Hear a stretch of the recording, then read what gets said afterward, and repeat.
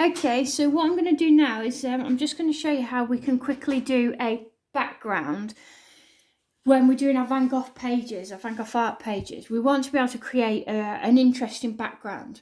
All right, now we could just do that with a very basic wash, which is what we've learned on the previous lesson. Now I hope that you will forgive me for only doing this technique over an half of an A3 page.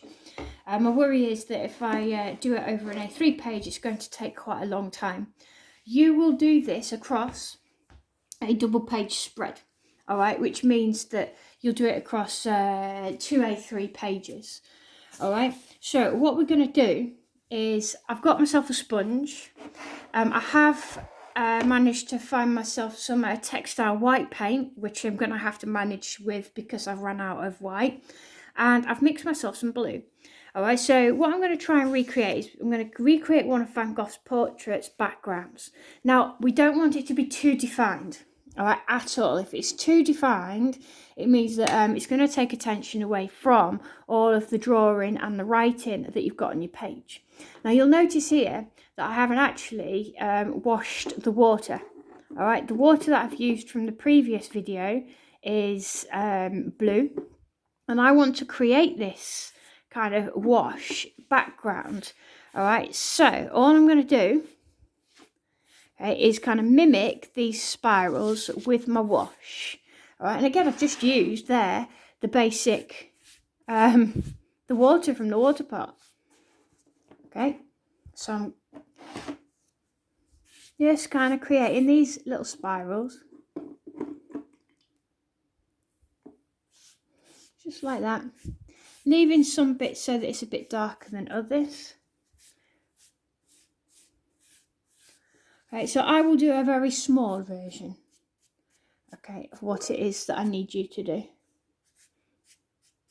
All right, and what I'm now going to do is, hopefully you can see in the bottom corner, I'm just going to pick up some of these darker bits, okay, and darker blues, and I'm just going to try and mimic. It's almost like I'm doing a broken line painting, but from with the sponge and using the wash effect.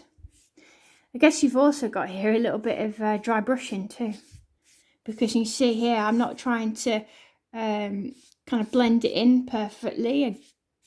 You've got quite a few different techniques that I'm using in the background here. Pick up a bit of this white. Now, as I say, this white is textile paint. It's not watercolour. It's not going to be perfect, but we have to work with, all right, what we have in our houses during this lockdown.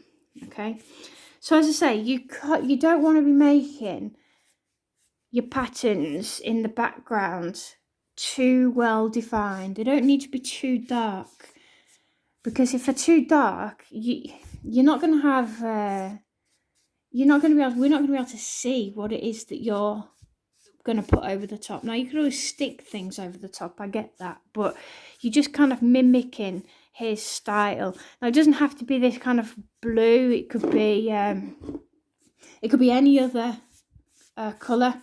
It could also be any other pattern, all right, that's linked to Van Gogh. Okay, that's it. That's all you're going to do, is just to create a basic background that you can work on with Van Gogh. So have a look at some of his work, see what kind of background you like the most, and make sure that you are just using a wash. Now, you could use a thicker paintbrush to do that rather than a sponge, but as I said, I don't have a thicker paintbrush at home, not to hand anyway. Okay, so enjoy messing around with a few different techniques for your background.